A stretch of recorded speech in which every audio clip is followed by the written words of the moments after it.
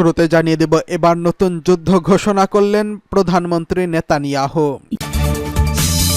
জানিয়ে দেব, ভারতকে নিয়ে বিস্ফোরক মন্তব্য করছেন ইমাম খামেনি, ক্ষুব্ধ হচ্ছে নয়াদিল্লি। অন্যদিকে ইরানের উপর আবারও নিষেধাজ্ঞা আরোপ করল অস্ট্রেলিয়া। সর্বশেষ জানিয়ে দেব, হুতি বিদ্রোহীদের ক্ষেপণাস্ত্র আবারও আঘাত হানল ইসরায়েলের মধ্যাঞ্চলে। এবার নতুন যুদ্ধ ঘোষণা করছেন বেঞ্জামিন নেতানিয়াহু।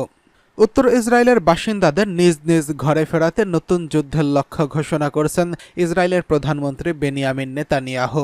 মঙ্গলবার 17 সেপ্টেম্বর নেতানিয়াহুর কার্যালয় থেকে বিবৃতির প্রকাশের মাধ্যমে এই তথ্য জানানো হয়েছে।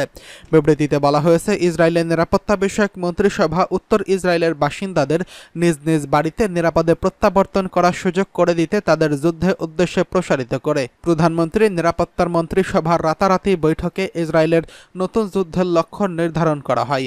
এই যুদ্ধে আগের যুদ্ধগুলো 3টি শর্ত যুক্ত করা হয়েছে, যেমন হামাসের সামরিক শক্তি ও শাসন ক্ষমতা ধ্বংস করা, সমস্ত জিম্মিকে মুক্ত করা এবং এটা নিশ্চিত করা যে গাজা আর ইসরায়েলের জন্য হুমকি হয়ে উঠবে না।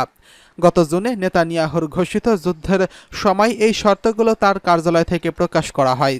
এর আগে গত 7 অক্টোবর দক্ষিণ ইসরায়েলে হামলা চালায় হামাস। এর একদিন পর ফিলিস্তিনের গাজাবাসীর প্রতি সংহতি প্রকাশ করে ইসরায়েলের বিরুদ্ধে যুদ্ধ শুরু করে লেবাননের সশস্ত্র গোষ্ঠী হিজবুল্লাহ। গত কয়েক মাস ধরে ক্রমবর্ধমান আন্তঃসীমান্ত হামলার কারণে উত্তর ইসরায়েলের বহু সম্প্রদায়কে সরিয়ে নেওয়া হয়েছে। গতকাল সোমবার এই বিষয়ে মার্কিন রাষ্ট্রদূত আমোস হোস্টেইন এই কথা বলেছেন ইসরায়েলের প্রতিরক্ষামন্ত্রী ইয়েভ গ্যালান্ট। তিনি বলেন, উত্তর ইসরায়েল থেকে সরিয়ে নেওয়া বাসিন্দাদের ফিরিয়ে আনার একমাত্র উপায় সামরিক পদক্ষেপ। গ্যালান্টের কার্যালয় থেকে এক বিবৃতি দিয়ে বলা হয়েছে, যুদ্ধবন্ধের চুক্তি হওয়ার সম্ভাবনা ছিল, কিন্তু সেটি শেষ হয়ে যাচ্ছে, কারণ হিজবুল্লাহ হামাসের সঙ্গে নিজেকে জোট বেঁধে রেখেছে। তারা সংঘাতের অবসান ঘটাতে অস্বীকার করছে। এদিকে ভারতকে নিয়ে বিস্ফোরক মন্তব্য ইমাম খামেনির, ক্ষুব্ধ হচ্ছে নয়াদিল্লি। ইরানের সর্বোচ্চ ধর্মীয় নেতা আয়াতুল্লাহ আলী খামেনি ভারতের সংখ্যালঘু মুসলিম সম্প্রদায়কে নিয়ে বিস্ফোরক মন্তব্য করেছেন। তিনি বলেছেন যে দুর্দশার মধ্য দিয়ে তার প্রতি অমনোযোগী হয়ে পড়লে নিজেদের মুসলিম দেশ হিসেবে বিবেচনা করতে পারবে না। তবে তার এই মন্তব্য ভালোভাবে নেয়নি নয়াদিল্লি। এমনকি খামেনির এই মন্তব্যের তীব্র নিন্দা ও প্রতিবাদ জানিয়েছে মোদী সরকার। এনডিটিভির খবর অনুযায়ী ভারতের মুসলিমদের দুর্দশার কথা গাজা উপত্যকায় ফিলিস্তিনিদের সঙ্গে তুলনা করেছেন খামেনি। সোমবার 16 সেপ্টেম্বর পবিত্র ঈদে মিলাদুন্নবীর দিনে এই তুলনা করেন তিনি। তবে তার এই বক্তব্য অগ্রহণযোগ্য বলে জানিয়েছেন নয়াদিল্লি। সোমবার সামাজিক যোগাযোগ মাধ্যম এক্সে দেওয়া এক পোস্টে খামেনি বলেন, মিয়ানমার, গাজা, ভারত বা অন্য কোনো স্থানে মুসলমানরা যে দুর্দশার মধ্যে আছেন সেই সম্পর্কে আমরা যদি উদাসীন হই তাহলে আমরা নিজেদের মুসলিম হিসেবে বিবেচনা করতে পারি না। ইসলামের শত্রুরা সর্বদাই মুসলিম উম্মাহ হিসেবে আমাদের যৌথ পরিচয়ের ব্যাপারে আমাদের উদাসীন করার চেষ্টা করেছেন। তার এই এক্স বার্তার পর এক বিবৃতিতে ভারতীয় পররাষ্ট্র মন্ত্রণালয় বলছে, আমরা ভারতের সংখ্যালঘুদের নিয়ে ইরানের সর্বোচ্চ নেতার করা মন্তব্যের তীব্র নিন্দা জানাই। এগুলো ভুল তথ্য ও অগ্রহণযোগ্য। যেসব দেশ সংখ্যালঘুদের নিয়ে মন্তব্য করেছেন তারা যেন অন্যদের নিয়ে পর্যবেক্ষণ দেওয়ার আগে নিজেদের কর্মকাণ্ডের দিকে নজর দেয়। এদিকে ইরানের উপর আরও নিষেধাজ্ঞা আরোপ করছে অস্ট্রেলিয়া। মহসা আমিনি জেল ও মৃত্যুর দ্বিতীয় বর্ষপূর্তিতে ইরানের কর্মকর্তাদের উপর আরও নিষেধাজ্ঞা চাপাচ্ছে অস্ট্রেলিয়া। 22 বছর বয়সী কুর্দি ইরানীয় এই নারীকে বেঠিকভাবে হিজাব পরার জন্য 2022 সালের সেপ্টেম্বরে গ্রেফতার করা হয়েছিল। অস্ট্রেলিয়ার পররাষ্ট্র বিষয়ক মন্ত্রী পেনি অং সোমবার বলেছেন, সাম্য ও ক্ষমতায়নের জন্য ইরানের নারী ও মেয়েদের লড়াই করার জন্য তার পাশে রয়েছে অস্ট্রেলিয়া। ইরানের বিক্ষোভের সহিংস দমনপীড়নে যুক্ত বলে অভিযোগ উঠেছে যে সকল সিনিয়র নিরাপত্তা ও আইন বলবৎকারী কর্মকর্তাদের সম্পর্কে তাদের উপর বার্ষিক ও চলাচলগত নিষেধাজ্ঞার ঘোষণা করেছেন অং। তিনি বলেন, ইরানে মানবাধিকার পরিস্থিতি শোচনীয়, কারণ নারী সমাজকর্মীদের আটক অব্যাহত রয়েছে এবং তাদের মৃত্যুদণ্ড দেওয়া হচ্ছে। অং অস্ট্রেলীয় ব্রডকাস্টিং কর্পোরেশনকে বলেছেন, 2 বছর আগে আমিনের মৃত্যুর সময় ইরানীয় প্রশাসন কর্তৃক নির্যাতিত অব্যাহত রয়েছে। অং বলেন, আমরা 5 জন ইরানীয় নিরাপত্তা ও আইন বলবৎকারী কর্মকর্তাকে নিষিদ্ধ করেছি যারা তথাকথিত এসব আইন প্রয়োগের মাধ্যমে কর্মকাণ্ডে যুক্ত ছিলেন।